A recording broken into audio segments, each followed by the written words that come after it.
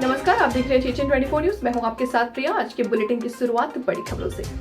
जिला झांसी तहसील गरोठा अंतर्गत ग्राम सिमप्रधा में 2 दिवसीय मेला एवं दंगल का शुभारंभ जवाहरलाल राजपूत विधायक गरोठा एवं टीकाराम पटेल ब्लॉक प्रमुख प्रतिनिधि गुरसराय के मुख्य आतिथ्य में किया गया। विधायक एवं ब्लॉक प्रमुख प्रतिनिधि का मंच पर माल्यार्पण कर स्वागत किया गया। तत्पश्चात फीता काटकर पहलवानों के हाथ मिलवाकर दंगल का शुभारंभ हुआ।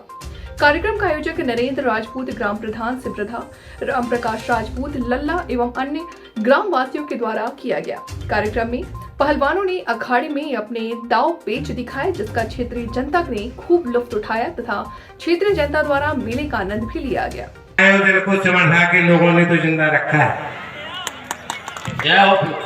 इसलिए साथियों, आप सब लोगों को इस शुभ अवसर पर बधाई देता हूँ और विधायक जी के स्तर पर उन्होंने बता ही दिया है, ब्लॉक स्तर पर भी इस गांव के आयोजन के लिए, गांव के विकास के लिए जो भी चीजें आप लोगों को चाहिए आपको मिलेगी। तो आप जानते ही हैं कि हम लोग तो और मतलब इस प्रकार से काम करते हैं कि कहीं पर भी कोई चीज ऐसी है जहां बहुत इम्पोर्टेंट जरूरी है तो उसको हम थोड़ा लाइन से हट करके भी करवा देते हैं। इसलिए साथियों, आपके बीच में विधायक जी बैठे हैं, बहुत क्षेत्र में विकास हो रहा है और जहां जहां जो चीजें होना है आप विधायक जी को नोट करा दें उनसे। छात्रों को पुलिस अधिकारियों के साथ साथ पुलिस स्टेशन कैसे काम करता है इससे परिचित कराने के लिए पांडुरंग इंग्लिश स्कूल तलवाड़ा ने आज शिविर पुलिस स्टेशन में तीसरे से छठी कक्षा की यात्रा की। इस वक्त थाना डायरी, पुरुष निरोध गृह, महिला निरोध गृह की सामग्री, पुलिस निरीक्षक कक्ष, विभिन्न शास्त्री की विस्तृत जानकारियां दी गई। स्कूल संस्थापक संतोष सूर्यवंशी ने कहा कि ये गतिविधि पुलिस विभाग के कर्मियों, विभिन्न पदों, हथियारों के बारे में छात्रों को सूचित करने और खाकी वर्दी परिवर्तन के प्रति सम्मान और प्यार पैदा करने और हमारे स्कूल के छात्र कल के पुलिस अधिकारी बनने के लिए प्रेरित करने के लिए की गई है। कानपुर कचहरी में संयुक्त मंत्री प्रशासन पद के प्रत्याशी शेखर सिंह तोमर द्वारा कढ़ी चावल भोजन का आयोजन कराया गया। इस आयोजन में कानपुर कचहरी के बार एसोसिएशन के सभी पदाधिकारी व सैकड़ों की तादाद में अधिवक्ता मौजूद रहे। सभी अधिवक्ता व बार एसोसिएशन के पदाधिकारियों ने विशाल मैत्री भोजन का लुत्फ उठाया व मैत्री भोजन के कार्य में पूरा सहयोग भी किया। हम देख रहे हैं, देखिए अभी 28 में भी दूर है, पहले बता देंगे आपको, उसके पहले हम बता देंगे आपको, आप उसे आपसे प्लान कर लेना।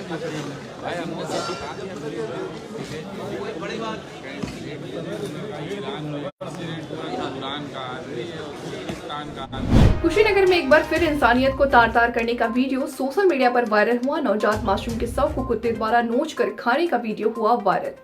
सीएससी परिसर में कुत्तों द्वारा शव को नोचकर खाने का वीडियो सामने आया है। बाहर में नवजात के शव को सीएससी परिसर में कुत्ते के द्वारा लाने की आशंका अपने कारनामे से हमेशा चर्चा में रहता है।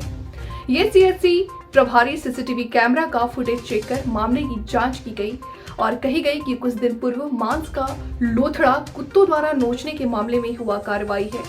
संदेहास्पद स्थिति में दूधी सीएससी परिसर का वीडियो सोशल मीडिया पर वायरल हो रहा है। आज सुबह 7:30 बजे के करीब होली क्रॉस स्कूल के पास नागपुर से औरंगाबाद आने वाले ट्रैवलर्स के एसी में आग लग गई। आग बुझाने के लिए दमकल की 2 गाड़ियों का इस्तेमाल किया गया। आग पर पूरी तरह काबू पा लिया गया है। ट्रैवलर्स खाली होने के कारण कोई जानमाल का नुकसान नहीं हुआ है। गाड़ी तो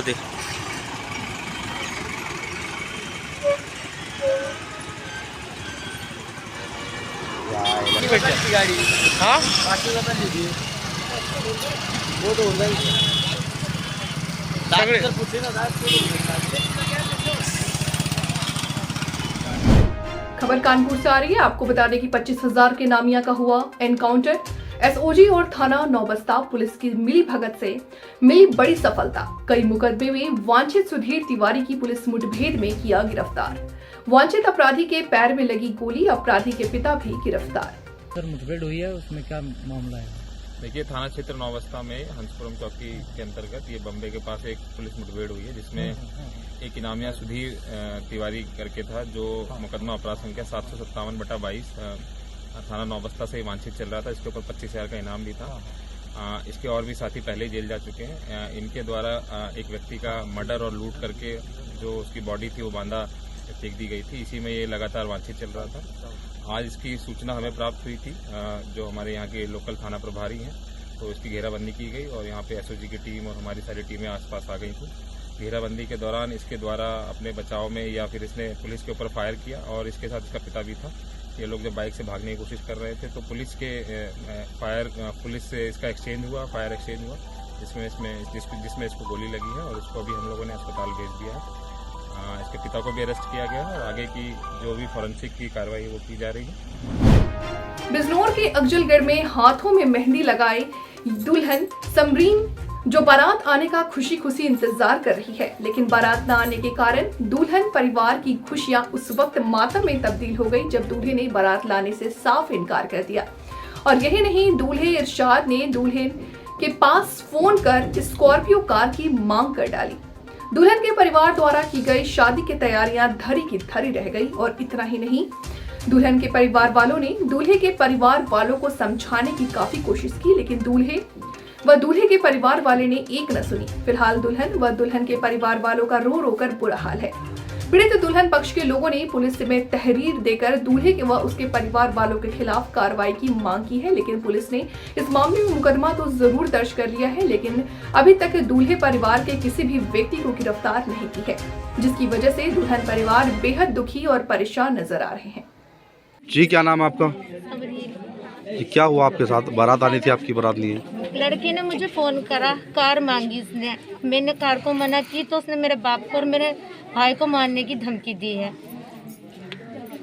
और मैं ये चाहती हूँ कि मुझे इंसाफ दे। और मैं ये चाहती हूँ कि लड़कियाँ बहुत हैं उनके साथ, अगर ऐसा गलत होगा तो सारी लड़कियाँ फिर अत्याचार करके मरना चाहेंगी। तो मुझे इंसाफ चाहिए और मेरी वीडियो आगे को वायरल करें। हमारी बेइज्जती बहुत हो चुकी है। सारा सामान ले लिया उन्होंने, दहेज भी, और मेरा 10 तोला सोना भी ले लिया उन्होंने।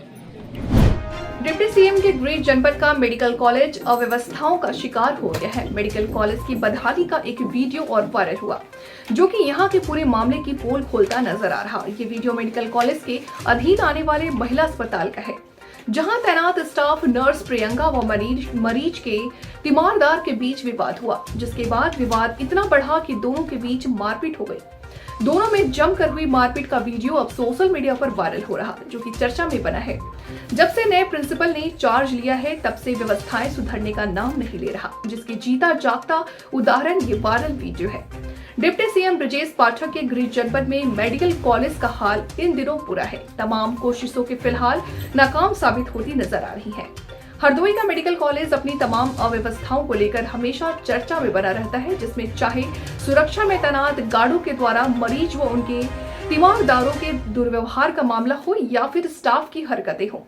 इन सभी मामलों में मेडिकल कॉलेज सुर्खियों में बना रहता है। ताजा मामला ये है कि रूबी नाम की महिला अपनी ननद रेनू को प्रसव पीड़ा के बाद महिला अस्पताल लाई थी, जिसका डॉक्टर ने सफल ऑपरेशन किया और जच्चा बच्चा स्वस्थ है। जिसके बाद यहाँ मौजूद स्टाफ ने तीमारदार से धन उगाही करने की कोशिश की। इस पर महिला के साथ आई उसकी ननद रूबी बिगड़ गई और स्टाफ नर्स से पैसे मांगने का आरोप लगाने लगी। इसके बाद स्टाफ नर्स प्रियंका तैस में आ गई और दोनों में विवाद होने लगा। विवाद इतना बढ़ गया कि दोनों में मारपीट हो गई।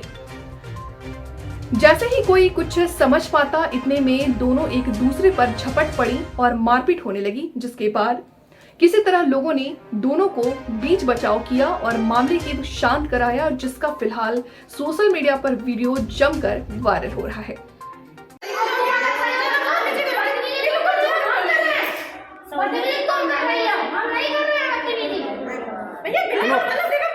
आप किस काम के लिए आए थे मैडम? किस काम के लिए आए थे? अब भैया पेशेंट को लेके आए थे। पेशेंट आपका इधर भर्ती है? अब भर्ती था, आज छुट्टी हो गई। क्या ऑपरेशन होना है? ऑपरेशन हो गया था। अच्छा, हाँ, जब इनकी छुट्टी हो गई है आज, हाँ। जब आगे जाएगी उसके बाद में हम लोग अभी हम जा रहे हैं। हाँ। अरे तुम क्यों रुकी और तुम जाओ यहाँ से? नहीं तो किसने पैसे मांगे आपसे? भैया हमने इनने 502 बार पैसे मांग चुकी है जे। आज कितने पैसे लिए आपसे इन्होंने? अभी 1900 रुपए लिए थे। किसने? वो पठानी अंदर अब प्रिंस ने 100 रुपए लिए इनसे। उनको बुलाओ, बाहर बुलाओ। सबूत चुप्पे से ले लेगा, सबूत काम कर रही है। जनपद मुरादाबाद के ब्लॉक मुंडा पांडे क्षेत्र के ग्राम पंचायत दोलारी में एक फोटो वायरल हो रहा, जिसका गांव के ही लोग विरोध कर रहे हैं। जिसमें गांव का एक व्यक्ति, जिसका नाम प्रदीप सिंह ठाकुर, पूर्व प्रधान का लड़का, पौष्टिक आहार के 4 पैकेट ले जाते हुए दिखाई दे रहा है, जिसकी शिकायत हमने ग्राम प्रधान व जिले के आला अधिकारियों से कर रही है, लेकिन इस पर कोई भी अधिकारी ध्यान नहीं दे रहे हैं। और गांव का प्रधान ना तो वितरण पर बैठते हैं और न ही केंद्र पर। जो वितरण कर रही आंगनबाड़ी कार्यकर्ती ईमानदारी से वितरण नहीं कर रही है। देखने वाली बात यह है कि जिसका पौष्टिक आहार है उन्हें तो नहीं मिल रहा, लेकिन गांव के कुछ अमीर लोग अपने पशुओं के लिए उसको लेकर जाते हैं। मेरा नाम रघुवीर है। ये जो वीडियो वायरल है, क्या मामला है पूरा कल्ले का?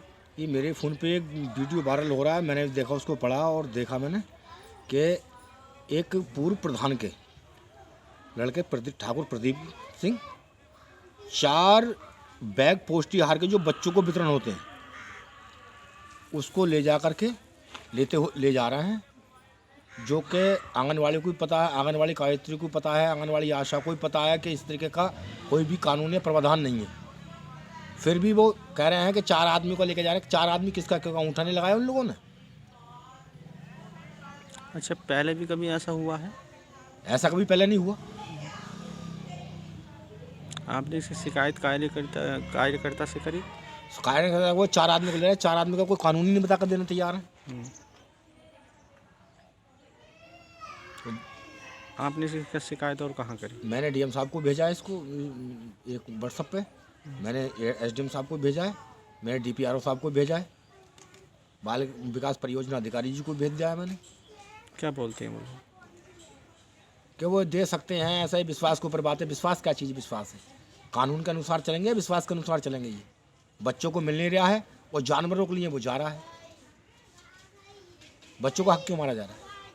ना ही गांव का प्रधान इस चीज़ पे गौर कर रहे हैं, ना ही वहाँ पे कोई समिति का आदमी बैठ रहा है, ग्राम समिति का, ना प्रधान का कोई मेंबर बैठ रहा है वहाँ पे। ये बच्चों का पेट काटना है कि ये कानूनी जुर्म नहीं है क्या? अच्छा, जैसे कि राशन रह जाती हैं, इधर बांटा जाता है, दंगल वाले इधर बांट के गए हैं कल, उन्होंने किसी को दिया है किसी को नहीं दिया है, 1 घंटे में कैसा पूरा राशन वितरण हो जाता है। शिकायत करते हैं तो बोले हमारा तो ऊपर तक नीचे तक हिस्सा जाता है। आप क्या चाहते हो आप लोग? मैं तो ये प्रशासन से निवेदन करूंगा कि जो ये वीडियो वायरल हुआ है इस पर सख्त से सख्त कार्रवाई किया, आंगनवाड़ी कार्यकर्ती पर भी और आशा पे भी, क्योंकि उन्हें उस एक ही आदमी देना चाहिए। तो और जो ले जा रहे हैं, मुझे नहीं मालूम किस पर्पज़ से ले जा रहे हैं, उनके ऊपर ही सख्त कार्रवाई हो।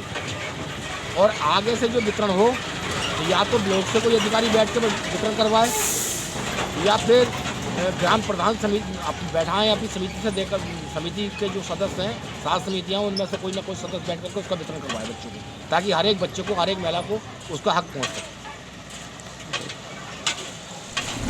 भोपाल के मौलाना आजाद राष्ट्रीय प्रौद्योगिकी संस्थान में शनिवार से 24 जनवरी तक 8वां भारत अंतर्राष्ट्रीय विज्ञान महोत्सव 2022 का आयोजन किया जाएगा।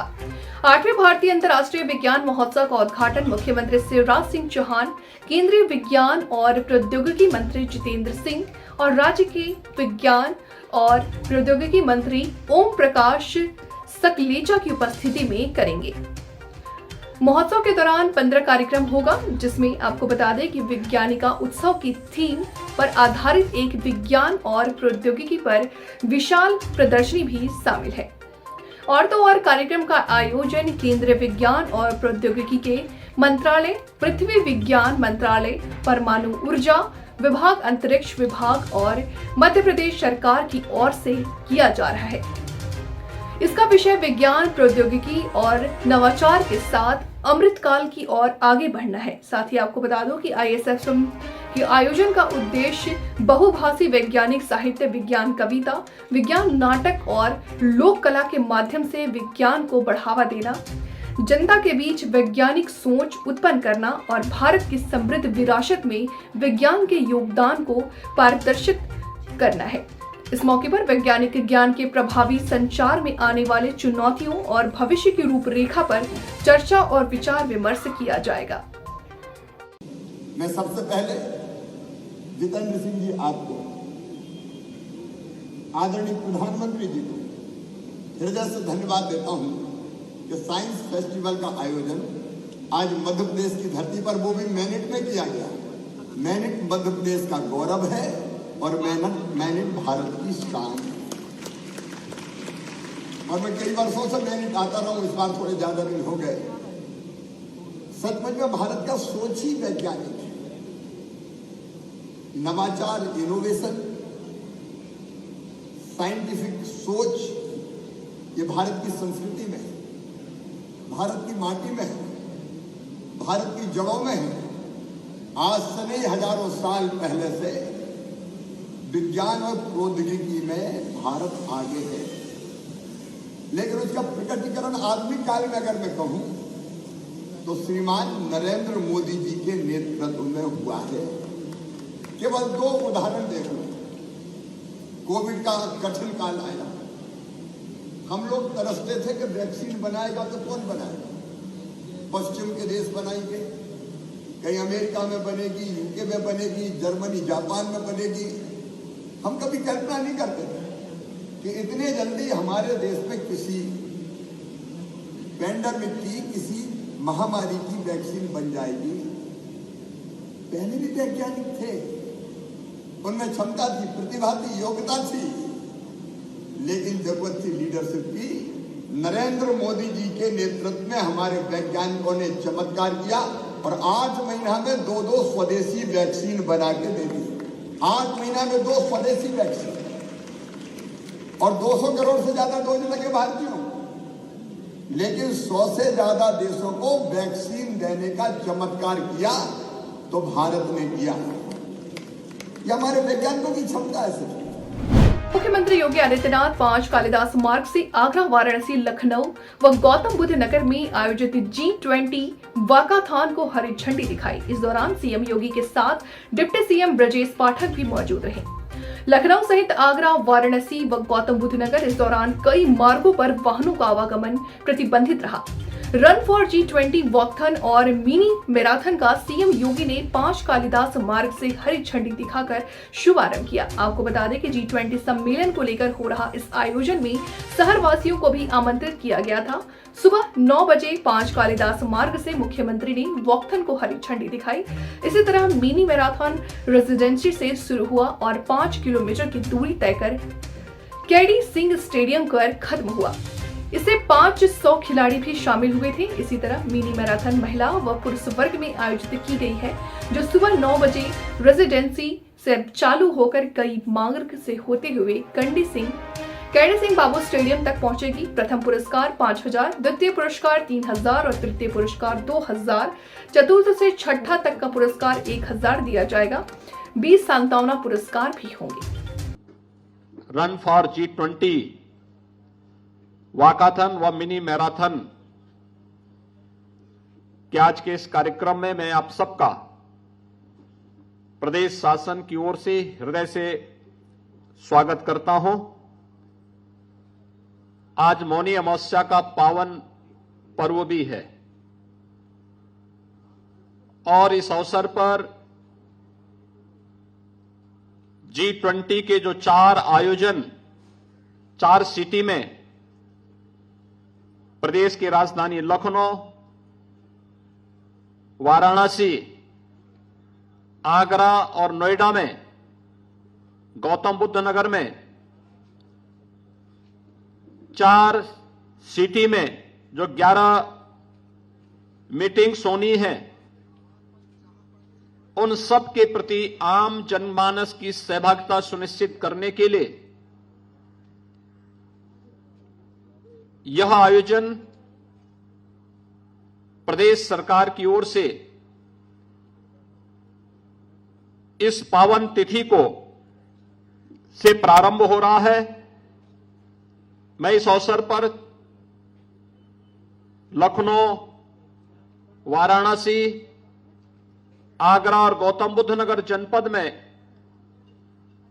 रन फॉर G20 वाकाथन व मिनी मैराथन में भाग ले रहे सभी प्रतिभागियों को हृदय से उनका अभिनंदन करता हूं। भाइयों बहनों,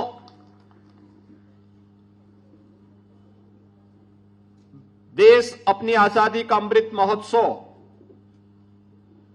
उत्साह और उमंग के साथ आयोजित कर रहा है और इस अवसर पर हम सबके सामने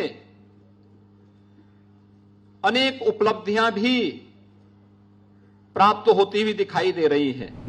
फिलहाल वक्त हो चला एक छोटे से ब्रेक का। जल्द हाजिर होंगे ब्रेक के बाद। आप बने रहे हमारे साथ। मुझे दीजिए इजाजत। नमस्कार।